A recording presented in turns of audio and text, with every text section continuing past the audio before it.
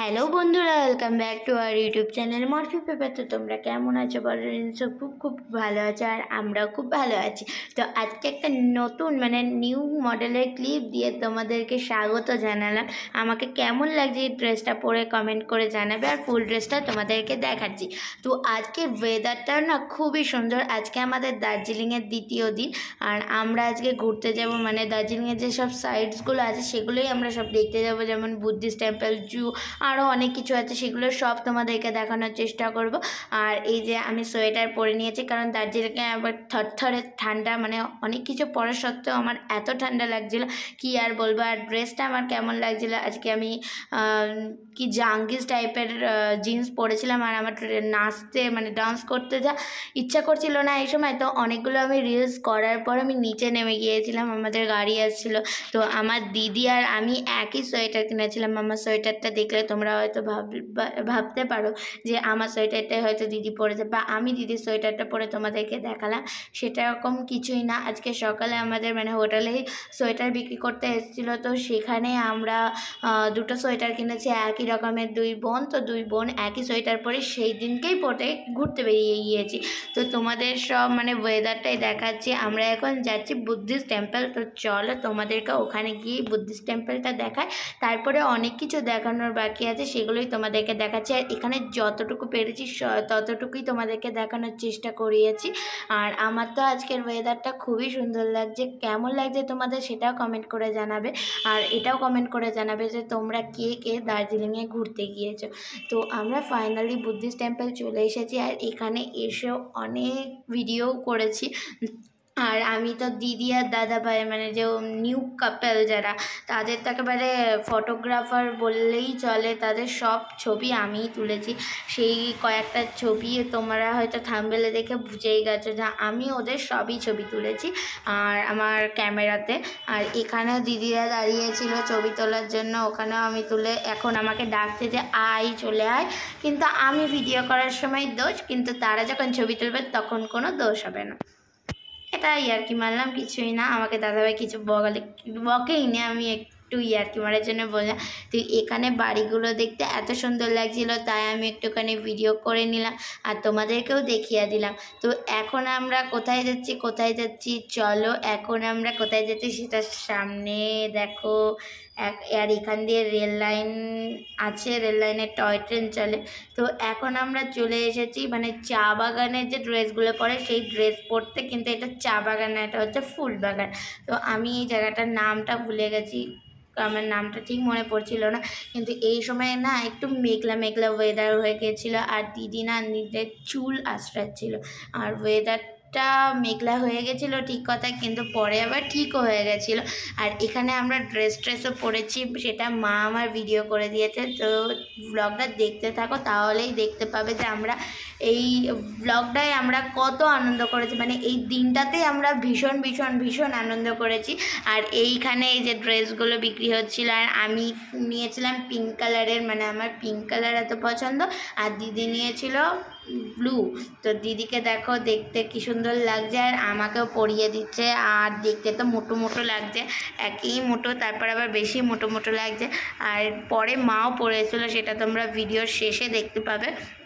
তো এখানে toy train চলে এসেছে, আর আমরা ওই ড্রেস পরে অনেক রিল শ্যুটও করেছি। সেটা তোমরা হয়তো ইউটিউব ভিডিও আর ইনস্টাগ্রাম ভিডিওতে দেখতেই পেয়েছো, ইনস্টাগ্রামের রিলে।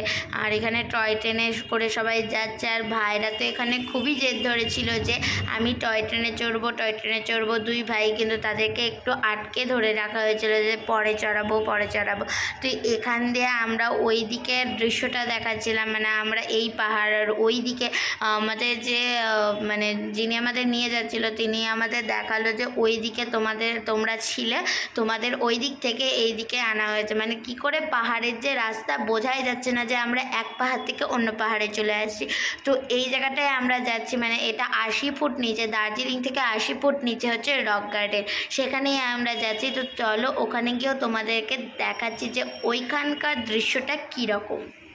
তো বন্ধুরা, ফাইনালি আমরা চলে এসেছি দার্জিলিং থেকে 80 ফুট নিচে রক গার্ডেন, যেটা তোমাদেরকে বললাম। তো জায়গাটা দেখো কি সুন্দর। তো দেখো ঝর্ণা পড়ছে, তো অনেক রাস্তা এখানে 20 টাকা দিয়ে ঢুকতে হয়েছিল, যেটা আমাদের হাতের সময় খুবই কম ছিল। মানে আমরা এর আগে যে জায়গাটা গিয়েছিলাম সেখানে আমরা বেশি সময় স্পেন্ড করে ফেলেছি বলে বাবা আমাদেরকে আর ঢুকতে দেয়নি, বলছে যে চল তাড়াতাড়ি, আরও অনেক কিছু দেখার আছে। তো এই ব্লগটাই তোমরা সেগুলোও দেখতে পাবে, যেহেতু জুতে গিয়ে আমাদের বেশি সময় স্পেন্ড করা হয়েছে, কারণ জুতে মিউজিয়াম সহ আরও একটা জিনিস আছে যেটা আমার নামটা একদমই মনে পড়ছে না। তো আমরা ফাইনালি গাড়িতে উঠে পড়েছি, আর সেই জায়গাটা মানে রক গার্ডেনে আমরা কিছু রিলস করে, যেটা তোমরা ইনস্টাগ্রামে দেখে ফেলেছো। আর দিদি, দাদাভাই আর মেজোভাই সামনে মানে পেছনে আছে, আর আমরা এই সামনে আছি। তো এটা এক রকমের চা বাগান, কিন্তু আমার কোনো দিক থেকেই দেখে চা বাগান মনে হচ্ছিল না, কিন্তু যিনি আমাদেরকে নিয়ে আনলো তিনি বললো এটা চা বাগান। কিন্তু হ্যাঁ, চা বাগান ঠিক আছে, কিন্তু আমার একটাই প্রশ্ন জাগছিল যে এখানে তো ড্রেস থাকে, আমাকে বাবা সেটাই বললো যে এই চা বাগানে ড্রেস পরে ছবি তুলবি, কিন্তু ওখানে একটা লোকাল মানুষকে জিজ্ঞেস করে বললো যে এইটা আসল সময় না, এইখানে চা বাগানে ড্রেস দেওয়া হয় ডিসেম্বরে 25 তারিখের পর থেকে। তো আমরা বললাম যে না, আমরা তাহলে কিছুদিন পর আসলেই ভালো হতো। তো এখানে আমরা চলে এসেছি তেনজিং রক, মেবি হ্যাঁ তেনজিং রক। এখানে সব মানে পাহাড় কেটে কেটে একটা পর্বত করা হয়েছে, তো সেখানে উঠছে। আর ওদিকেও একটা নামটা মনে পড়ছে না, কিন্তু এখানে আমরা চলে এসেছিলাম। ভাইরা তো বলছিল উঠবো, কিন্তু ভাইদেরকে তো উঠতে দেওয়া যায় না। এখানেও আমরা অনেক রকম চা টা কিনে চলো আমরা আরও এক জায়গায় চলে গিয়েছিলাম। আর এখানকার ওয়েদারটা না খুবই সুন্দর লাগছে, আর মেঘগুলো দেখো কি সুন্দর লাগছে, মনে হচ্ছে মানে ওপরে বরফ আছে এরকমই জাস্ট মনে হচ্ছে। আর আমার ওয়েদারটা তো আজকে ইয়েটা খুবই ভালো লাগছে।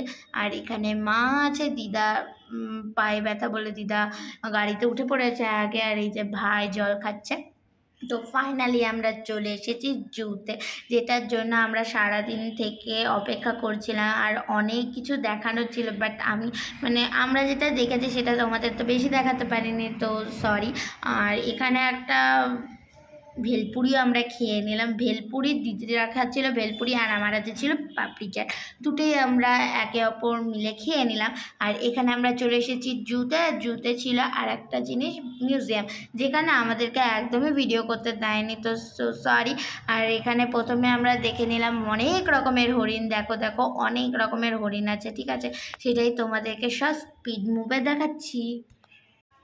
আর এখানে ছিল ব্ল্যাক বিয়ার, দেখো মানে এই জায়গাটা আমার সবচেয়ে বেশি ভয় লেগেছে, কারণ এটা একেবারে কিছুই ছিল না, একেবারে ওখানে ব্ল্যাক বিয়ারটা ঘাস খাচ্ছিল বলতে কি খাচ্ছিল বাট আমার মনে নেই, বাট ওখানে যে জঙ্গল টাইপের আছে যে ব্ল্যাক বিয়ারটা, চারিপাশে লোক দেখছে, কিন্তু সেই ব্ল্যাক বিয়ারটা তো চলেও আসতে পারতো, কিন্তু আসেনি, এটাই আমাদের ভাগ্যবান। তো এখানে আমরা অনেক রকমের হরিণ দেখতে দেখতে আবার যাচ্ছি রয়্যাল বেঙ্গল টাইগারের দিকে। তো এখানটা একটা পাহাড়ের মতন রাস্তা দিয়ে আমরা একেবারে ঘুরছিলাম, এক রাস্তা দিয়ে এক রাস্তা। তো এখানে যেটুকু পেরেছি সেটুকুই দেখিয়েছি, আর এখানে আমার ভীষণ মাথা ব্যথা করছিল, তো বেশি দেখাতে পারিনি, আর এখানে ভিডিও করতে দিচ্ছিল না, যেটুকু পেরেছি সেটুকুই তোমাদেরকে দেখিয়েছি। তো বন্ধুরা ফাইনালি আমরা দেখতে পেয়ে গেছি বাঘ, এটা একটা লিওপার্ড মানে চিতা বাঘ, সেটা দেখতে দেখো কি সুন্দর, সবার দিকে তাকাচ্ছে আর দারুণভাবে মুখ লুকিয়েও ফেললো সঙ্গে সঙ্গে।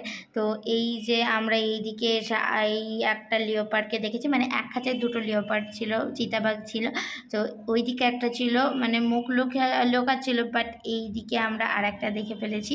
তো এইদিকে আর একটা ঘোরাফেরা করছে, আর ওদিকে ছিল ব্ল্যাক পান্ডা, সেটাও তোমাদেরকে দেখাচ্ছি, চলো তোমরা ভিডিওটা কিন্তু পুরোটা দেখো, ঠিক আছে। তো বন্ধুরা ফাইনালি আমরা মিউজিয়াম দেখতে চলে এসেছি, আর যেটা আগে বললাম যে এগুলো সব সত্যিকারের ছিল, কিন্তু আমি প্রথমে একদমই বিশ্বাস করিনি। আমাকে বাবা যখন বললো যে না এগুলো সব সত্যিকারের, কিন্তু আমি একদম বিশ্বাস করিনি। আর এইগুলো প্রথমে আমি ভিডিও করতে শুরু করেছিলাম, কিন্তু আমাকে একেবারে পরে বকাঝকা দিয়ে বন্ধ করিয়ে দিল দুটো পুলিশ কাকু। তো আমি মন খারাপ করে চলে এসেছি যে তোমাদেরকে কোনো ভিডিও দিতে পারিনি। আর এখানে তো একটা বড় 17 ফুট 6 ইঞ্চির একটা কুমির ছিল, সেটা যেমন চামড়াটা ওলট পালট করে, তো সেটা একটা খোঁচা বলতে একটা কাঠ দিয়ে দেখলো, তো সেইখানে আমি দেখতে পেলাম যে আসল, তখনই আমি বিশ্বাস করলাম যে এগুলো সব আসল, যে চামড়াটা ওলট পালট করলো। আর ওখানে একটা বড় হাতির দাঁতও ছিল, একটা 33 কেজি আর একটা 33.5 কেজি, তো সেইটা দেখে বিশ্বাস করেছি। তো অনেক গল্প টল্প করা হলো, তো টাটা বাই বাই, আবার দেখা হচ্ছে নেক্সট।